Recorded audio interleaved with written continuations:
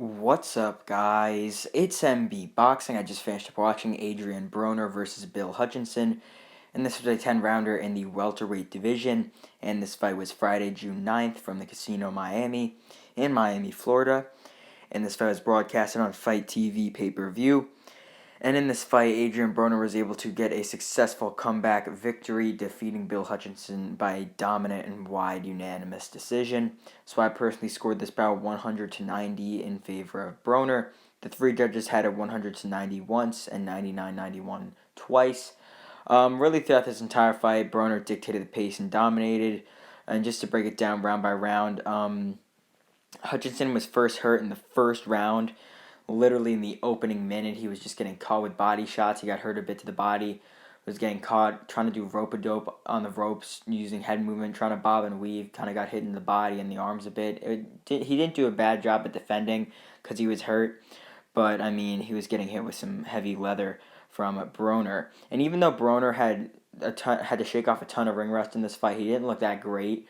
But, I mean, Hutchinson was just at such a lower level than Broner technically, because even though Broner may not be the greatest fighter right now, he still has the fundamentals of that of a world champion, I guess you could say, because obviously he's a multi-weight former champ.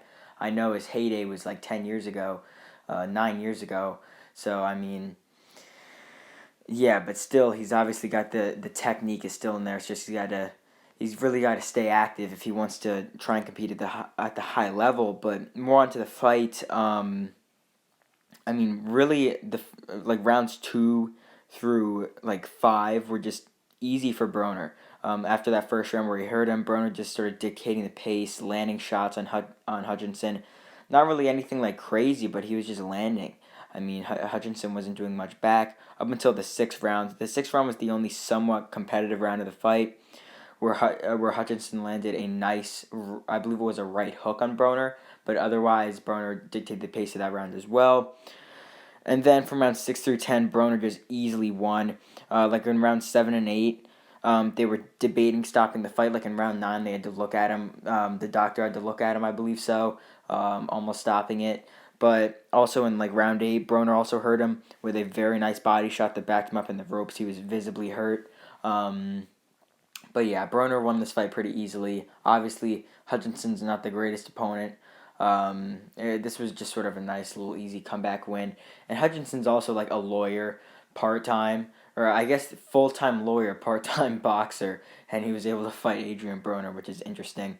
And I mean, the commentators were making some funny comments. They were saying like how he's a lawyer, he needs his brain for this. I mean, he shouldn't be taking all these punches. I mean, it is kind of interesting seeing a lawyer slash boxer out there, but yeah, I mean, Hutchinson went out there, got dominated, but still, I mean, he went the distance with Adrien Broner. I mean, and he's a relatively unknown guy, so props to him. I mean, he showed a lot of heart in there. He did take a lot of heavy shots and kept trying to move forward.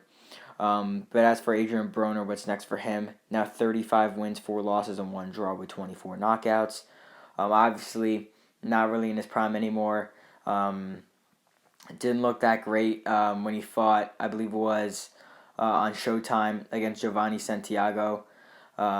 He got, I believe I want to say that he got, there was a draw in that fight. That's what I want to say, but I actually think they might have gave it to him. I can't really remember exactly right now, but more on for what's next for Broner. I feel like that if he's going to fight on these Don King cards, which I think he is, he's going to be relatively inactive because Don King puts on these shows like twice a year, like once in the summer and then once in the winter, you know? So I think that Broner's going to be relatively inactive, fighting maybe twice a year.